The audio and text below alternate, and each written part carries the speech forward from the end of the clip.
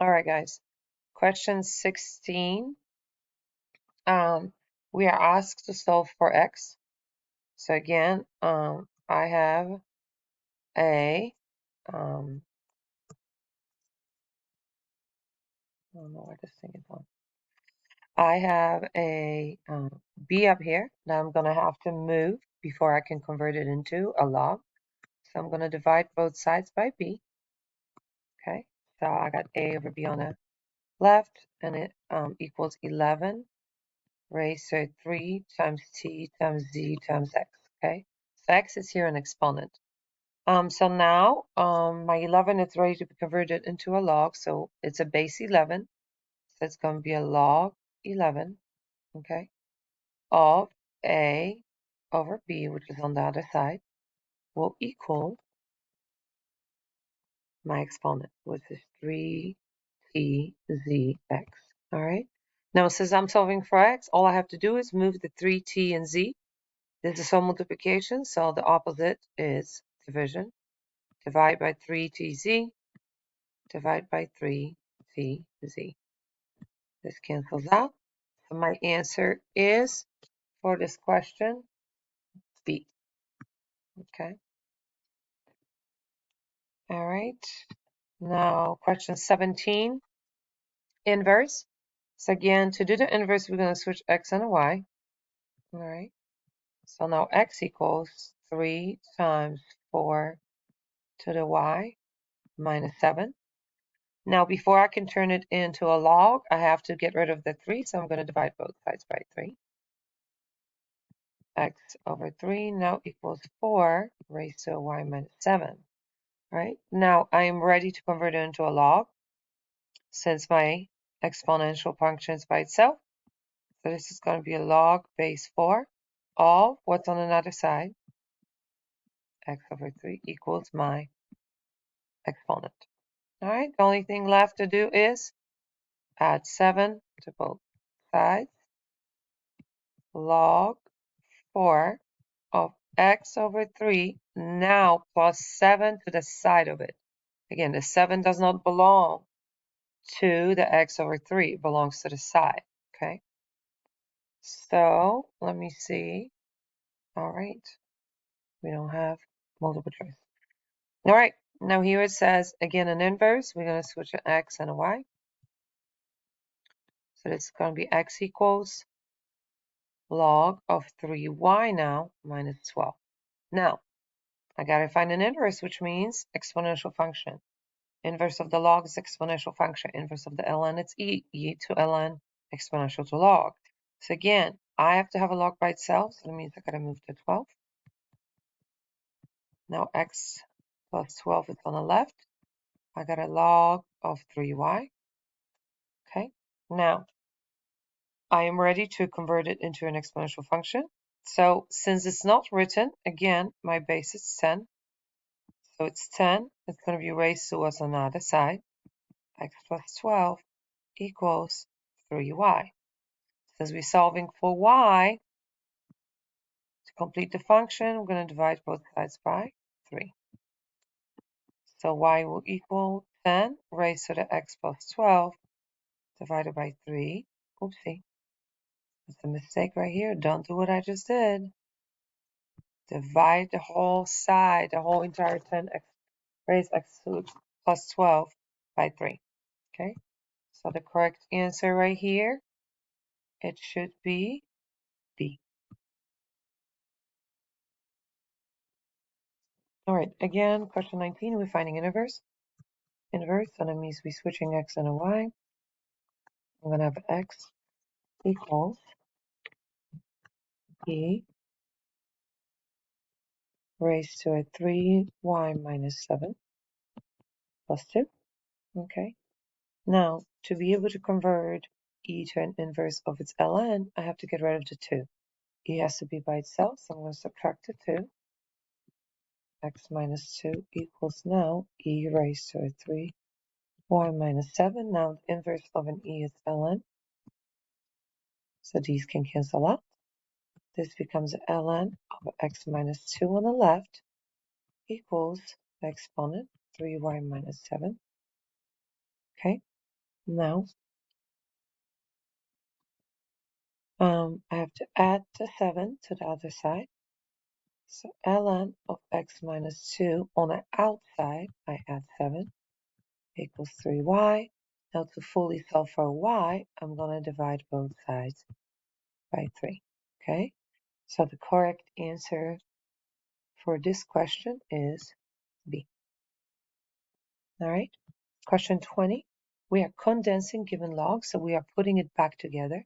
Again, remember that the coefficients that stand in the front are becoming our exponents according to a log property.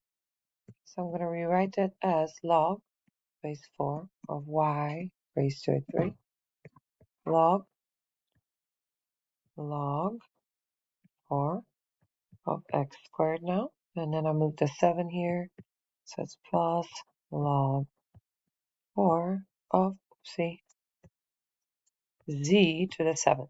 Okay, now I can put it together. So remember, when you're putting it together, you're condensing your logs, it becomes log of 4 because they all have log base 4 of, now you're either going to have all of them in the one line or it's going to be a fraction. When you have a negative log, it has to be a fraction, okay? So this is my negative log 4 of x squared, which means that negative lets me know it's going to go on the bottom. So x squared goes to the bottom. Now both of these logs are positive, so y cubed, okay, and z to the 7 goes to the top, okay? Now, just want to make sure I don't need to simplify anything. I do not. I'll have y, z, and x, all different variables. So that's my answer, okay? All right. Now, when you guys expanding a log, the first thing you got to do, you have to simplify it. So let me erase this, make sure it's clear what we're doing here. All right, so again, we got to simplify it first, okay? Before I can expand it, I'm going to simplify it. So numbers with numbers, x's with x's, y's with y's, z's with z's, okay? So 16 and 4, I can simplify it to 4 and 1. So again, this becomes a log. I have a 4 on the top and I have a 1 on the bottom. One of the biggest mistakes that you students, all of you guys make, is you think that you can have a log of 1. You don't. Okay, there's not such a thing as log of 1. All right, so we're not going to write the 1, okay? It's gone. You got x to the first here and an x cubed, okay? If I take 1x away from the top, I get how many x's left on the bottom out of 3? 2, okay? Y to the second, if I take 2 y's away from 6, I get no y's in the top. That's 1, which again, we're not going to write. And I get how many y's on the bottom? 4, okay? Now, I don't have any z, so z to the 7th simply stays on the top, okay? I don't have no z's to simplify it with. All right, so I simplify my numbers, I simplify my x's, my y's, and none of the z's, okay? Right, now I can rewrite it. I can write it all out. So let's see. Let's make space for it here. All right, so I have, how many logs am I going to have? I have 1 log, 2 logs, 3 logs, 4 logs, okay? I have 4 different items from each other. I have a number, I have an x variable, z variable, and y variable, okay? That means I gotta have 4 logs.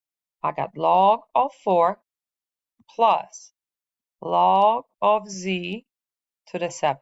Now, 2 other logs are gonna have a negative number in the front because they are on the bottom. So that's log of x squared minus, again, negative log of y to the 4th, okay? Now, of course, what is the last thing that we need to do? We got to move the exponents into a front as a coefficient, okay? 4 stays the way it is. 4 does not have an exponent, okay?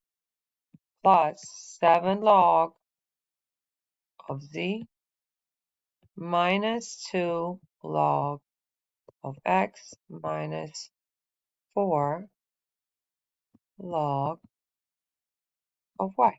And that's your answer. All right. Question 22. A city is about to hold an election between a candidate A and candidate B. According to the poll of a city voters, candidate B, okay, is leading election over candidate A with 53 to 47. What does that mean? That means that candidate B is leading with 53 votes, 53% of votes, and candidate A is losing to candidate B with 47% of votes, okay? So this does not give you a range. This is just saying, as you're reading it, according to the poll of the city voters, candidate B, it's leading over candidate A 53 to 47. It means 53 is candidate B, 47 is candidate A. Their survey margin of error, okay, is plus or 7%. So again, it says which of the following statements is true. So again, if you use candidate A, B, you're going to have 53 plus 7, it's 60, and 53 minus 7, it's 66, okay?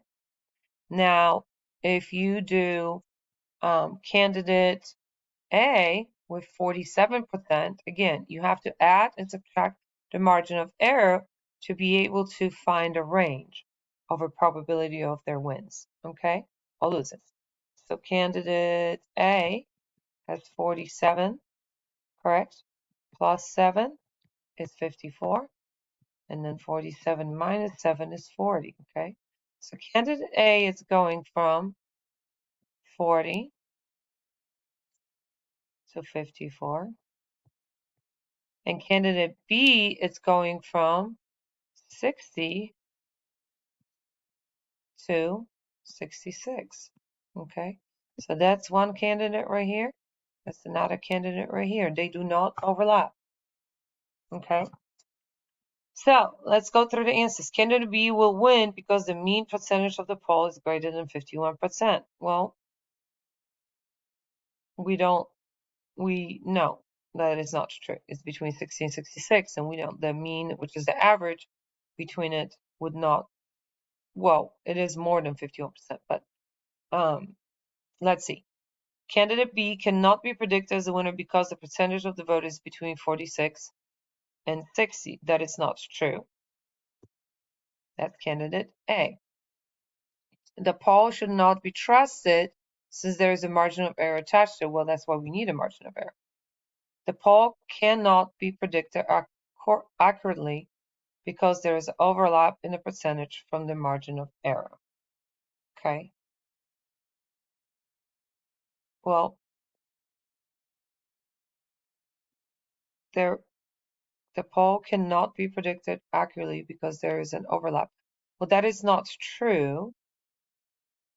So I guess there's a typo that should say the poll can be predicted accurately because there is no overlap in the percentage from the margin of error. Okay, that would be a correct answer since each of the candidates right here, guys, all right, are not overlapping. That means we can definitely predict the candidate B will win. Okay, all right. So sorry about that of the typo. 23. It was determined that 44% of the people would vote for the Republican candidates for president in a city with an error of 4%. So again, 44 plus 4 is 48. 44 minus 4 is 40. So the range is from 40 to 48. It says find the confidence interval and interpret it in the context. Okay. So again, the interval means the range, right, on the x-axis. So this is our interval. It's from 40 to 48. Okay, so the probability and the prediction of his votes is between 40% and 48% for him to win. And then it says, in order to win, a candidate must have 50% or more of the votes. Can you determine if the Republican candidate will win or not? The prediction is he will lose because he's below 51%. Okay, so he will lose.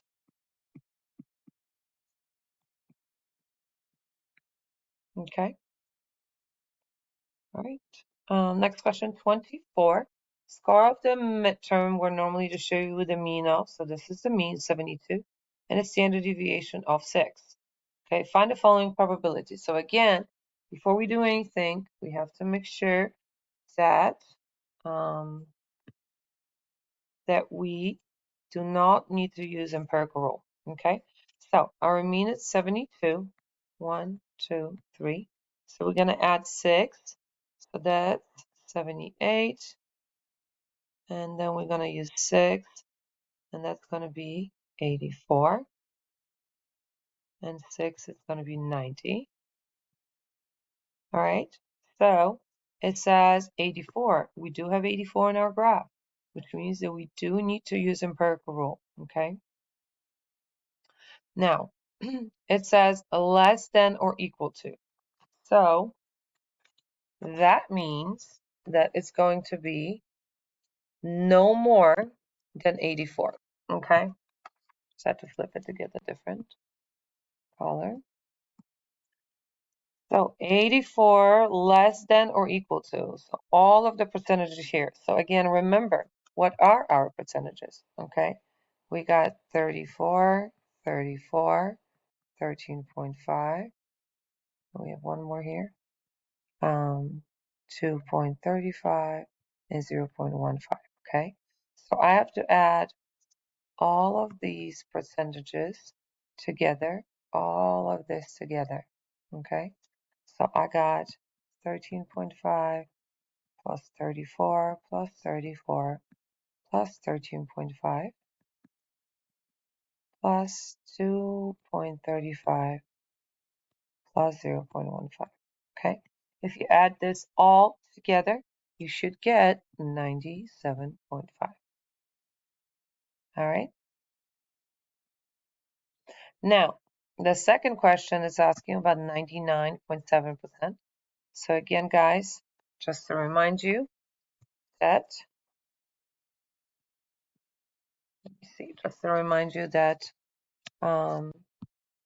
one standard deviation on each side is 68%. Two standard deviations in each side from the average are 95%.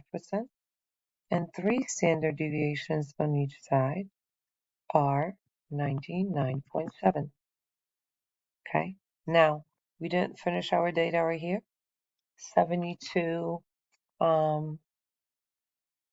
minus 6, it's 66. 72, 66 minus 6 is 60. And that's minus 6 is 54. All right, so again, it's going to be between 90 and 54. So 54 to 90 are the two scores that it falls in between. All right, let me erase that very quick. All right, so question 25. Test shows a certain model of a new car average of 43 miles, all right, per gallon on the highway with a standard deviation. So average mean is 43 and a standard deviation would be 3.5. Assuming the distribution is normal, find the probability of the nearest 10,000 that a car the smaller gets the indicated mileage. At least 54 miles an hour. So again, I'm going to draw my empirical rule. I start at 43. I got 1, 2, 3, 1, 2, 3. I'm going to add 3.5 to each. Okay, so this is going to be 47.5. This is going to be 51. And this is going to be 54.5. So right there, we cannot use the empirical rule. We can also not use the empirical rule for 51 to 55, okay? Does not fall in that range on our graph. So we're going to use a calculator. And again, just to remind you guys, when you use the calculator, you're going to use the second vars option. And you need a lower bound, upper bound, your mean, and your standard deviation, okay? So lower bound, upper bound, mean, standard deviation. So your mean is 43. Your standard deviation is going to be 3.5. Now, it says at least 54 miles. So is at least mean I cannot go below. At least I need you to make 70 on the final, right? So I don't want you to make 69. I want you to make 70 or more. So at least 54 miles an hour means that's my lower bound. That's the lowest I want you to go. Okay? Now the upper bound, since we don't know it, we're going to put 1,000,000. So now again, just a reminder how to use the calculator.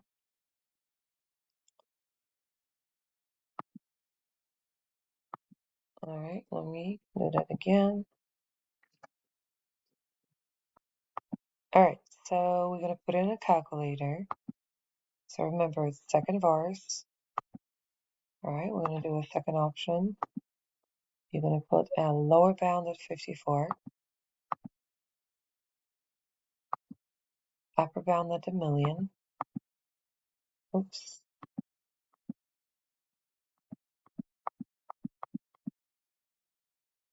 All right, your mean is at 43, and your standard deviation is at 3.5. And you press enter. All right, and you get 8.37%. All right, so 8.37%. Right. All right, and then for B, you got between 51 and 55. So now you do have two ranges. So we're going to go back to second vars. You can still use the same mean and standard deviation. And now you're going between 51 and 55. So remember, the lower number indicates the lower bound. And then 54 is your upper number, okay? Keep the same mean, 43, and a standard deviation of 35. All right, so you get 0.0108. Okay, so 0.0108. And again, your lower bound was your lower number, and your upper bound was your upper number. Okay? All right. All right. Question 26. A research group interested in comparing the effect of different types of music on short-term memory gathers 200 volunteers for a study. Both groups will try to memorize the list of 20 words. One group will listen to the hip hop, and the second group will listen to the orchestra music. After a break, the number of a number of words recalled correctly by each individual is measured, and the result for the two groups are compared. Which method will be best addressing the intentions of the study? Okay, so you have divided groups based on their preference music style, divided groups based on their age. The youngest 100 listen to hip hop music, and the older 100 listen of orchestra music. Divide groups based on the order in which they come into the study. The first 100 listen to hip hop music, and the next 100 listen to orchestra music. Or write the volunteer names on a slip of paper, put them in a jar, and shake it. Then draw out the list. These will listen to the hip hop's playing list, while the others listen to orchestra. So the correct answer is D, and here's why: because you want to give everybody opportunity and a fair chance, right? So dividing groups based on their preference music, that's being biased. Dividing groups based on their age, the youngest, again, 100 listen to hip hop music, the oldest to orchestra music, that's also biased. Dividing groups based on their order in which they come into the study, also biased. Okay, so writing the volunteer names and slip of paper, you guys putting it all in, everybody gets an equal chance, and then it's a fair drawing of who's going to listen to what. All right, 27. Is there a link between the dark chocolate and the weight loss when compared to milk chocolate? A nutritionist asked 5 friends to eat dark chocolate along with their usual food for 6 months, and 5 other friends to eat milk chocolate along with their usual food for 6 months. The nutritionist then compares their weight after 6 months to their weight before eating the different chocolates. Of course, it's not going to be a survey. It's not going to be a census. So survey is when you obviously asking people of their opinion. Census we very, very rarely use. It's when you're actually surveying the whole entire population. So that's very, very costly and almost impossible. Well, since we are between observation and experiment, it will be an experiment because the nutritionist is actually making them do something, right? He's not just observing people that are already um, eating dark chocolate um, or eating milk chocolate. He's actually asking them, the keyword here is nutrition ask 5 of his friends to eat dark chocolate, right? He's giving them a task. So it's going to be experiment. And then 28, what type of sweetener do flies prefer? A scientist puts the same amount of each sweetener into different bowls of water and counts the number of flies that drink from each bowl in 4 hours. So again, experiment. He's experimenting on the flies um, and getting data on that. It's not an observation. All right, and the last one, on a local highway, the average speed, this is your mean. Okay, it's 72 and the standard deviation will be 5. Assuming speed, it's normally distributed. What is the z-score? For the car going 66 miles an hour. So remember the z-score formula is x minus the mean divided by standard deviation, or x minus the mean divided by standard deviation. So again, your x is 66 here, your mean is 72 divided by standard deviation of 5, and your final answer should be negative 1.2.